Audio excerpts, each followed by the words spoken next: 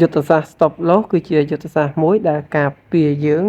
មិនឲ្យខាតបង់ធ្ងន់ធ្ងរនៅក្នុងទីផ្សារភាគហ៊ុនយុទ្ធសាស្ត្រ Stop Loss នេះក៏អាចធ្វើឲ្យយើងប្ដូរពីការខាតមកចំណេញឬក៏រួចខ្លួនផងដែរបាទសួស្តីបងប្អូនទាំងអស់គ្នាថ្ងៃនេះខ្ញុំនិយាយពីយុទ្ធសាស្ត្រ Stop Loss ដោយសារឃើញពេលខ្លះភាគហ៊ុនវាមាននិន្នាការនៃការធ្លាក់ថ្លៃជាបន្តអញ្ចឹងក៏ចង់លើកឡើងជូនបងប្អូនពីយុទ្ធសាស្ត្រមួយដែលគេនិយមប្រើនៅក្នុងទីផ្សារភាគហ៊ុនដែរនោះគឺជាការ Stop Loss ការទិញភាគហ៊ុនគ្រប់គ្នាមិនប្រកាសថាទិញដឹងតែចំណេញនោះទេទិញហើយដឹងតែតម្លៃភាគហ៊ុនឡើងនោះដែរព្រោះការវិភាគមានការបត់បែនពេលខ្លះយើងវិភាគទៅអត់ត្រូវពេលខ្លះទៀតស្ថានភាពនឹងវាបានផ្លាស់ប្ដូរដូចជាពេលយើងវិភាគគិតថាភាគហ៊ុននឹងឡើងថ្លៃវាឡើងតែបន្តិចតែមានព័ត៌មានអីផ្លាស់ប្ដូរមកភាគហ៊ុននឹងក៏ធ្លាក់ថ្លៃវិញអញ្ចឹងការវិតម្លៃនៃកម្រិតប៉ះពាល់នៃព័ត៌មានកម្រិតនៃការធ្លាក់ថ្លៃនិងនៃការថ្លៃដែលធ្លាក់នេះប្រសិនបើមើលឃើញថាតម្លៃរបស់វាអាចនឹងបន្តធ្លាក់ជាបន្តបន្ទាប់នោះគឺជាពេលមួយដែលវិនិយោគិនគាត់នឹងជ្រើសរើសវិធីសាស្ត្រ Stop Loss អញ្ចឹងគ្រប់ពេលលក់មិនប្រកាសថាគាត់ត្រូវតែចំណេញទេ Stop Loss គឺគាត់កាត់ខាតត្រឹមនឹងតែម្ដង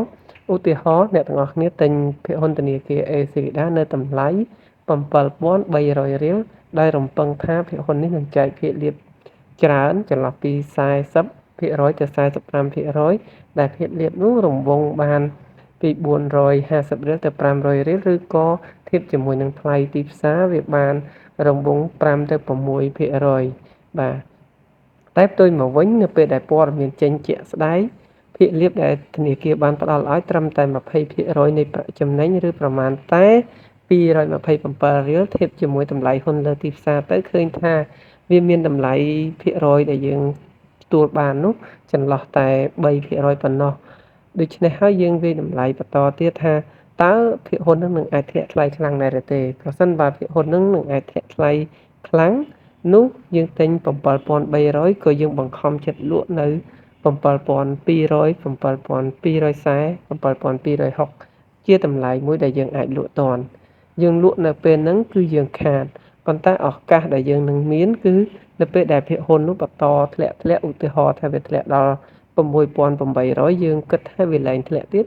យើងក៏ទិញនៅ 6,800 ប្រសិនបើអ្នកទាំងអស់គ្នាលក់ភាគហ៊ុននៅ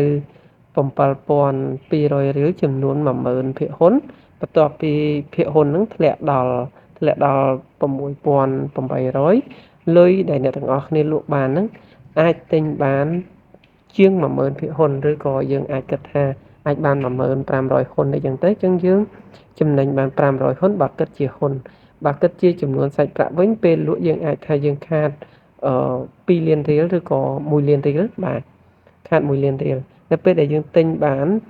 6,800 ហើយភាគហ៊ុននឹងហក់ឡើងមកវិញតែបន្តិចមកដល់ 7,000 រៀលយើងលក់ចេញនោះយើងចំណេញបាន1លានរៀលវិញអញ្ចឹងយើងអាចទូទាត់លើកទី1ដែលលក់ខាត1លានរៀលលើកទី2ដែលលក់ចំណេញបាន2លានហើយយើងកាត់ភាគរយអស់ជិត1លានទៅសល់1លានអញ្ចឹងយើងអាចនឹងរួចខ្លួននេះគឺជាយុទ្ធសាស្ត្រមួយ Stop Loss មានន័យថាយើងកាត់ការខាតមិនឲ្យធ្ងន់ធ្ងរហើយយើងចាប់យកឱកាសជាលើកទី2ដើម្បីស្វែងរកផលចំណេញបន្តទៀតជាជាងដែលយើងរក្សាភាគហ៊ុននោះទុកឲ្យខាតហើយបន្តតែខាតទុកកាន់តែយូរខាតកាន់តែច្រើនខាតយូរទៅឬក៏យើងត្រូវចំណាយពេលយូរមិនដឹងពេលណាដែលវាឡើងវិញយុទ្ធសាស្ត្រ Stop Loss នេះជាយុទ្ធសាស្ត្រមួយដែលមានហានិភ័យខ្ពស់ដូច្នេះហើយប្រសិនបើបងប្អូនចង់ប្រើយុទ្ធសាស្ត្រនេះទាមទារឲ្យមានការប្រថុយប្រថានខ្ពស់ប្រឈមនឹងការខាតបង់ឧទាហរណ៍ថាប្រសិនបើយើងទិញ 7,300 រៀល 10,000 ហ៊ុនយើងលក់នៅ 7,200 រៀល 10,000 ហ៊ុនស្រាប់តែលក់ហើយភាគហ៊ុននឹងអត់បន្តចុះដូចយើងគិតវាបែរជាឡើងទៅ 7,500 រៀលនោះយើងនឹងបង្ខំចិត្តទិញនៅ 7,500 រៀលលក់ 10,000 ហ៊ុនទិញវិញអាចបានតែ 9,000 ហ៊ុនជាងទេអញ្ចឹងយើងនឹងខាត Stop Loss ប៉ុន្តែបន្តខាតជាជាក់លាក់តែម្ដងជាបន្តបន្ទាប់មួយទៀតយើងលក់ 7,200 រៀល 10,000 ហ៊ុនស្រាប់តែហ៊ុនហ្នឹងវាចុះហើយវាចុះដល់ 7,000 រៀលតែយើងអត់បានទិញទេយើងចាំស្រាប់តែវាឡើងទៅ 7,500 រៀលវិញមុនយើងទិញនោះក៏យើងខាតដែរដូច្នេះហើយការប្រើយុទ្ធសាស្ត្រ Stop Loss នេះទាមទារឲ្យបងប្អូននឹងមានភាពបត់បែនបាទវាតម្លៃទីផ្សារ ឲ្យបានកម្រិតត្រឹមត្រូវនឹងមានកម្រិតខ្ពស់បាទ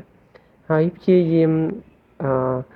កាត់បន្ថយហានិភ័យឬក៏ risk management តាមរយៈរូបភាពផ្សេងៗដូចជាការទិញជាដំណាក់កាលឬក៏ការ stop loss ជាដំណាក់កាលជាដើមនឹងមានវិធីសាស្ត្រជាច្រើនទៀតនេះគ្រាន់តែជាការលើកឡើងផ្ទាល់ខ្លួនសម្រាប់បងប្អូនជាយោបល់ហើយបងប្អូនក៏អាចសិក្សាស្វែងយល់ពីយុទ្ធសាស្ត្រ stop loss បន្ថែមមុននឹងធ្វើការអនុវត្តជៀសវាងការខាតហើយខាតកាន់តែធ្ងន់ទៅ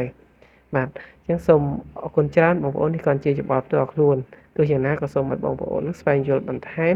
ចាត់ទុកថានេះក៏ជាព័ត៌មានកម្រិតបឋមក្នុងទីផ្សារភាគហ៊ុនតែងតែមានខាតមានចំណេញពុំមានអ្នកណាអាចទុះទាយត្រូវ 100% នោះទេបាទសូមអរគុណសូមជម្រាបលាកុំភ្លេចជួយ Subscribe Channel នេះផងបើសិនជាមិនទាន់បាន Subscribe